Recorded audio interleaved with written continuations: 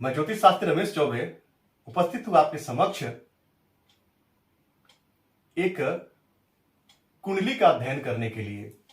इस कुंडली का संपूर्ण अध्ययन हम बिल्कुल नहीं करेंगे, बल्कि जो मैं इतने दिनों तक आपको सिखाया, आज उसकी परीक्षा की घड़ी है। अर्थात जितना भी मैंने आपको पहले बताया है, ये कुंडली ये अपने आप में बहुत विशेष कुंडली है। और यहां पे आपको, यदि आप ज्योतिष के विद्यार्थी हैं या ज्योतिष में थोड़ा सा भी आपका रुचि यदि आप रखते हैं अपना, यदि आपको ज्योतिष पसंद है, तो आज का वीडियो सिर्फ आपके लिए ही है। इस वीडियो में, इस कुंडली में परेशानी है। क्या परेशानी है हम वो देखेंगे, और परेशानी क्यों है हम वो भी देखेंगे। बड़ा आनंद आने वाला है। तो आइए इस कुंडली की तरफ सीधा चले चलते हैं। मैं इस कुंडली में जन्म का समय इत्यादि नाम कुछ भी नहीं बताऊंगा आपको, क्योंकि बिना किसी की अनुमति के बताना मैं उचित नहीं समझता हूं। बस ये एक सीखने वाली कुंडली है और इसको देख के हमें सीखना है कि कुंडली आखिर में देखते कैसे हैं। बीच बीच में मैं ऐसे कुंडली आपके लिए लाते रहूंगा ताकि आपकी प्रैक्टिस होती रहे और जितना भी मैंने पीछे जो बताया है वो चीज आपका क्लियर होते रहे थोड़ा सा। तो आइए चले चलते हैं। ये जो है मेष लगन की कुंडली है और ये जातिका जो है स्त्री की कुंडली है। लगभग 26 वर्ष की जातिका है। और इस कुंडली में सबसे पहले हम लगन की तरफ चलते हैं। तो लगन के यहाँ पे मेष लगन की कुंडली है, तो लगन के स्वामी कौन बनते हैं? मंगल देव। कहां बैठे? कुंडली के पराक्रम में। अच्छी बात है, मंगल पराक्रम के कारक भी होते हैं और पराक्रम भाव में बैठे हैं, बड़ा श्रेष्ठ है। और पराक्रम भाव के स्वामी बुध जो है वो कहां बैठे हैं? कुंडली के सुख भाव में। और सुख भाव के स्वामी चंद्रमा कुंडली के अष्टम भाव में। अब देखिए, लग्नेश का पराक्रम में बैठना निस्संदेह जातक यदि पराक्रम करे तो उसकी उन्नति होगी, लेकिन सुख भाव का स्वामी चंद्रमा कुंडली के अष्टम भाव में जाके नीच का बैठा है, ये नेगेटिव पॉइंट है। और चौथे भाव में सूर्य बैठे हैं और चौथे भाव में सूर्य का बैठना भी बहुत अच्छा नहीं माना गया है, क्योंकि सूर्य एक गर्म ग्रह है, तो परिवार में थोड़ा कलह कलेश की स्थिति भी जातक के देते हैं। वहीं पंचम भाव के स्वामी होकर सूर्य अपने से एक घर पीछे हैं। अब इस कुंडली में क्या क्या समस्या आने वाली हम वो देखेंगे कि क्या समस्या आ सकती है और क्या समस्या इन्होंने पूछा है। तो थोड़ा क्या समस्या पूछा है पहले इसको थोड़ा हम देख लेते हैं। तो इस कुंडली में इस जातिका का विवाह नहीं हो रहा है। विवाह के लिए बहुत प्रयत्नशील लोग हैं, लेकिन विवाह नहीं हो रहा है, लगातार अड़चने आ रही है। तो हम विवाह को भी देखेंगे और फ्यूचर में क्या प्रॉब्लम आ सकता है, क्या समस्या आ सकती है, वो भी हम देखेंगे। तो सूर्य का अपने से एक घर पीछे हो जाना अच्छी बात नहीं है। देवगुरु बृहस्पति इनके कुंडली में, कुंडली के नवम भाव में बैठे हैं। कैसे? स्वराशिगत बैठे हैं, लेकिन वक्री होकर बैठे हैं। तो क्या ही खराब फल प्रदान करेंगे? नहीं। जब शुभ ग्रह इस कुंडली के लिए कारक यदि हो तो बृहस्पति इस कुंडली के लिए कारक है, और वो वक्री होकर अपने ही राशि और भाग्य भाव में बैठे हैं और भाग्य के कारक होते हैं, तो निस्संदेह ये जातक को अच्छा फल प्रदान करेंगे। साथ ही साथ मंगल से एक दृष्ट भी है और मंगल भी इस कुंडली में कारक है। लेकिन भूलिएगा मत, मंगल एक क्रूर ग्रह है, इसको भी आपको भूलना नहीं है। अब इस जातिका के विवाह में समस्या आ रही है। अब हम सामान्य तौर पर यदि देखते हैं तो यहाँ पे सप्तम भाव पे हमारी सीधा दृष्टि जाएगी। तो सप्तम भाव के स्वामी यहाँ पे कौन होते हैं? तो सप्तम भाव के स्वामी यहाँ पे शुक्र होते हैं। कहां बैठे हैं? तो कुंडली के द्वितीय भाव में बैठे हैं। कैसे? स्वराशिगत बैठे हैं। तो एक नजर में तो हमें यह दिखाई दिया कि सप्तम भाव के स्वामी कुंडली के दूसरे भाव में स्वराशिगत मालव्य महापुरुष योग बना के बैठे, तो बहुत श्रेष्ठ है, ये बहुत अच्छा है। और ये किससे दृष्ट है वो भी देखना है। तो ये शनि देव से दृष्ट है, ये नेगेटिव पॉइंट है। शुक्र पे जब भी शनि की दृष्टि पड़ती है तो बड़े से बड़े राज्यों को वो भंग कर देते हैं। तो यहां पे शुक्र पे शनि की दृष्टि पड़ेगी तो जातक के पास सब सुख होगा, लेकिन फिर भी वो सुखों का आनंद नहीं ले पाएगा।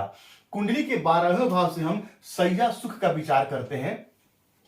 बेडरूम का जो हमारा जो लाइफ है वो कुंडली के 12वें भाव से देखते हैं। वहां केतु और शनि बैठे हैं, ये अच्छा नहीं है। दो पाप ग्रह का वहां पे होना अच्छा नहीं माना गया है। वहीं कुंडली के दूसरे भाव मैंने आपको बता दिया, स्वराशिगत शुक्र पे शनि की दृष्टि का पड़ना, ये नेगेटिव पॉइंट है। और साथ ही साथ यहाँ पे हम देखते हैं कि सप्तम भाव पे किसी पाप ग्रह की दृष्टि है क्या?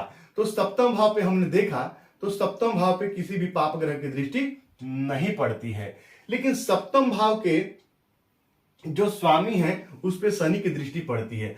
अब सप्तम भाव के एक स्त्री के कुंडली में कारक कौन होते हैं?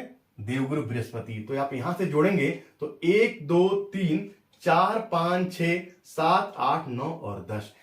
शनि देव की दृष्टि भी कहां पड़ी? तो बृहस्पति पे। यानी कि विवाह के जो भाव के जो स्वामी हैं शुक्र, उन पे भी शनि की दृष्टि पड़ी, और विवाह के कारक जो है कौन? तो देवगुरु बृहस्पति, उसको भी शनि देव ने अपनी 10वीं दृष्टि से देखा।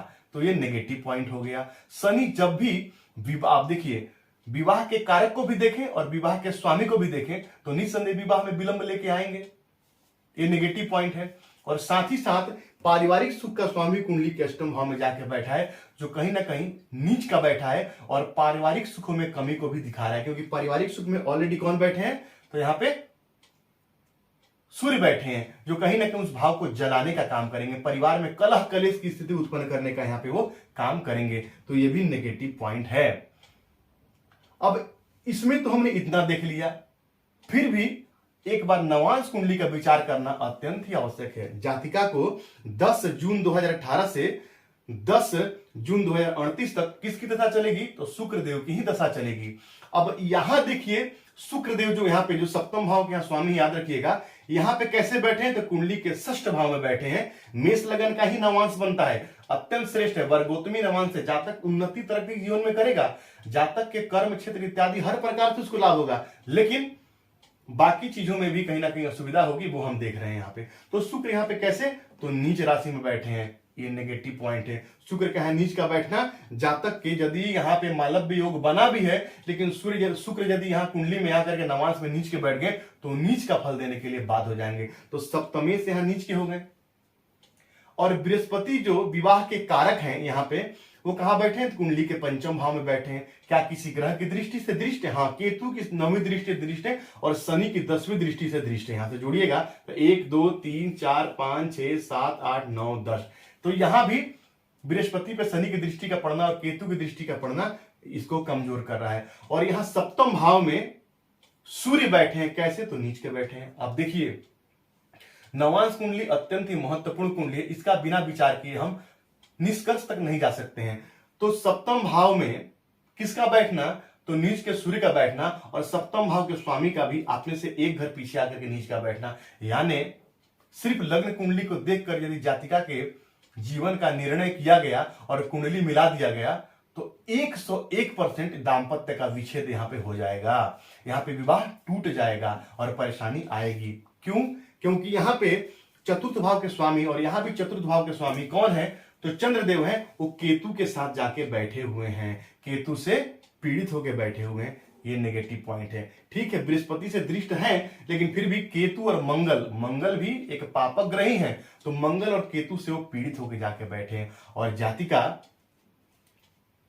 यहां पे चंद्र कुंडली से अष्टम में मंगल के बैठने की वजह से मांगलिक भी है चंद्र कुंडली से।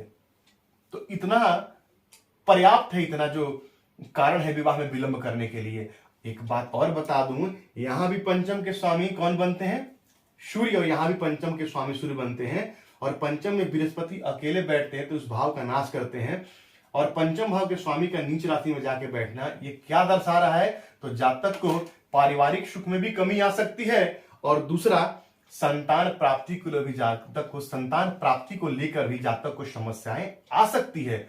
ऐसे आप विचार कर सकते हैं कुंडली का, ऐसे कुंडली के एक एक तथ्यों को जोड़ करके, और आप ये अनुमान लगा सकते हैं कि क्या क्या समस्या जातक की जिंदगी में हो सकती है। तो एक दृष्टया एक कुंडली बड़ा श्रेष्ठ है, लेकिन जब हम अंतर्गत जाके देखते हैं, जब इसके अंतः में जाके देखते हैं, अंदर जाके देखते हैं, तो हमने क्या देखा कि नवांश कुंडली बिल्कुल बुरी तरह से पीड़ित है। और यहाँ पे राहु देव भी कुंडली के सप्तम भाव को देखते हैं। तो बिना कुंडली मिलाए यदि जातिका का विवाह हुआ और इन लोगों ने विवाह करने में जल्दबाजी की तो निस्संदेह दाम्पत्य का विच्छेद हो जाएगा। अपने आप में सीखने वाली कुंडली है, क्योंकि लग्न कुंडली को देख करके हमने देखा क्या बहुत अच्छी है, बृहस्पति स्वराशिगत बैठे हैं, शुक्र मालव्य योग बना के बैठे हैं, लेकिन नवांश कुंडली में सारा सिस्टम बिल्कुल उल्टा हो जा रहा है। और यहाँ पे सारे ग्रहों की स्थिति ऐसी बनी हुई है, और शुक्र की महादशा ही इनको चल रही है, और शुक्र नीच राशि में बैठे हैं, निस्संदेह जातिका को परेशान करेंगे। क्योंकि चलित चक्र में ये शुक्र जो है वो मंगल के साथ का फल दे रहे हैं। मंगल के साथ के शुक्र का बैठना भी अच्छा नहीं माना जाता है। यदि किसी जातिका के कुंडली में वो चंद्र लगन से मांगलिक हो, सूर्य से मांगलिक हो और मंगल से भी मांगलिक यदि बनती है, यानी शुक्र मंगल के साथ बैठ जाए तो कान खड़े कर लेना चाहिए। शुक्र के साथ मंगल का बैठना भी अच्छा नहीं होता है, वो दाम्पत्य को खराब करने वाला होता है। या शुक्र यदि मंगल के नक्षत्र में बैठ जाए तब भी और सूर्य के नक्षत्र में बैठ जाए तब भी जातक का दाम्पत्य जीवन खराब हो जाता है। तो ये कुंडली जो है समझने वाली कुंडली है। इस कुंडली को आप लोग देखिए और सीखिए। इस कुंडली से बहुत अच्छी कुंडली है। जितने भी मैंने आपको छोटे छोटे बिंदुओं को, बस और कुछ मुझे नहीं बताना था, बस मुझे आपको ये बताना था यहाँ पे कि कुंडली देखते कैसे हैं। तो यकीन है कि ये कुंडली आज आप लोगों ने समझा होगा।